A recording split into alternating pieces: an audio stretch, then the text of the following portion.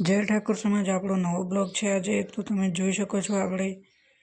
આપણો કપાસ છે અને વરસાદ રહે એમ નથી અને આપણો કપાસ બધો બગડે છે તમે જોઈ શકો છો આપણી પાણી ભરવાની કુંડી છે એમાં એક માછલી છે તમે જુઓ અને દેખાય તો કોમેન્ટ કરો